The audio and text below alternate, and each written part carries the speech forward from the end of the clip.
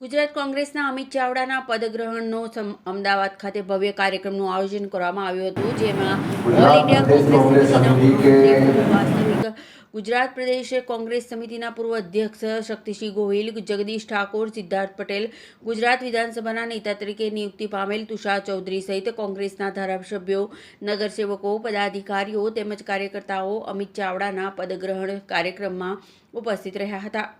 કોંગ્રેસના નવનિયુક્ત પ્રમુખના માર્ગદર્શન હેઠળ કોંગ્રેસ વર્ષોથી ગુજરાતમાં સત્તાધીશ ભાજપને જડમૂળથી ઉખેડવા સક્ષમ બનશે એવા પદાધિકારીઓ તેમજ કાર્યકર્તાઓની આશા છે.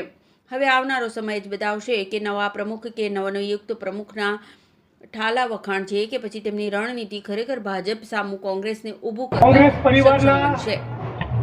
સૌ સન્માનનીય સાથીઓ, આદરણીય મુકુલ વાસનિકજી, શક્તિભાઈ, સિદ્ધાર્થભાઈ, જગદીશભાઈ, પરેશભાઈ, લાલજીભાઈ, એઆઈસીસીના તમામ સેક્રેટરી સાથીઓ, અનેક સન્માનનીય સાથીઓ મંચ ઉપર છે. બધાના સમયની મર્યાદાના કારણે નામ નહીં લઈ શકું. આપ તમામ બહેનો, માતાઓ, વડીલો, યુવાન દોસ્તો, પત્રકાર મિત્રો અને ખાસ કરીને રાહુલજીએ ગુજરાતમાં ચેલેન્જ આપ્યા પછી જેમની પ્રદેશ પ્રમુખ તરીકે પસંદગી કરી છે તો આપણા સૌના લોકલાડીલા અમિતભાઈ ચાવડા અને આપ તમામ મિત્રો. સાથીઓ, શું કહેવાનું હોય, પાડી દેવાના છે.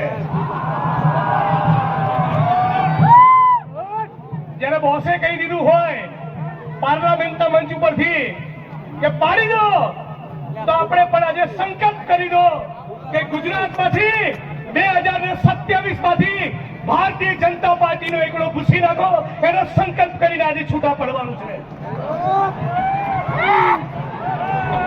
સાથીઓ, કે આ બાજુ મિત્રો દેવી અવાજ નીકળો. આપણે બધા જ કોંગ્રેસ પરિવાર સાથે અનેક લોકોએ પક્ષ પલટો કર્યા છતાં પૂરી તાકાતથી, પૂરી નિષ્ઠા અને પ્રમાણિકતાથી આ પરિવારને છોડ્યું નથી. એવા લોકો જ જે નિષ્ઠાવાન છે, જે લડી રહ્યા છે, સંઘર્ષ કરી રહ્યા છે, એવા લોકો મંચ ઉપર છે અને મારી આંખ સામે ઓડિયન્સમાં બેઠા છે અને ગુજરાતના તાલુકે તાલુકે, ગામે ગામ બેઠા છે. આપણા બધાનો આ પરિસ્થિતિમાં એક જ જીવન મંત્ર હોઈ શકે.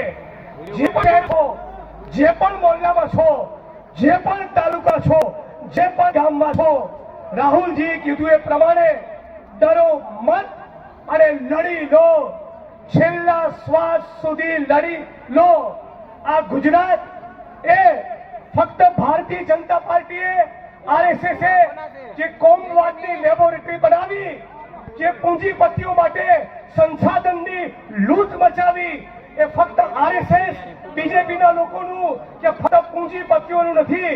આ ગુજરાત એ નાના વેપારીઓનું છે, સ્મોલ અને મીડિયમ સ્કેલ ઇન્ડસ્ટ્રીઝના માણસોનું છે, દલિતોનું, આદિવાસીઓનું, પછાતોનું, ખેડૂતોનું, મજદૂરોનું, મહિલાઓનું અને બેરોજગાર યુવાનોનું પણ આ ગુજરાત છે. આપણે બધા સાથે મળીશું, લડીશું. તમને બાકી ખાતરી છે 2027માં આપણી ચોક્કસ ગુજરાતમાં સરકાર બનશે. તમે જ્યાં પણ છો, જે પણ ખૂણામાં છો, ખેડૂતો માટે, શ્રમજીવીઓ માટે, કર્મચારીઓ માટે પૂરેપૂરી ઈમાનદારી અને તાકાતથી લડો. લડીશું તો ચોક્કસ કંઈ પામીશું. આટલું કહીને મારી વાણીને વિરામ આપું છું. માનનીય અમિતભાઈને ફરી એકવાર હૃદયપૂર્વકની ખૂબ ખૂબ શુભકામનાઓ. જ્યાં પણ તમારું એક ભાઈ તરીકે, પ્રદેશ પ્રમુખ તરીકે સૂચન થશે, ડંકાની ચોટ ઉપર ત્યાં ગાડી ગુજરાતના બ્યુરોક્રેટ્સ, ગુજરાતના જે પણ લૂંટનારા માણસો છે, ગુજરાતની ભારતીય જનતા પાર્ટીના આરએસએસના માણસો છે, એમના છોતરા કાઢી રાખવાનું આ મંચ ઉપરથી આજે કમિટમેન્ટ આપીએ છીએ. જય ભીમ, જય ભારત, जय कांग्रेस, जय संविधान. ये धरती अपने आप की नहीं किसी के बाप की. लड़ेंगे, जीतेंगे. धन्यवाद.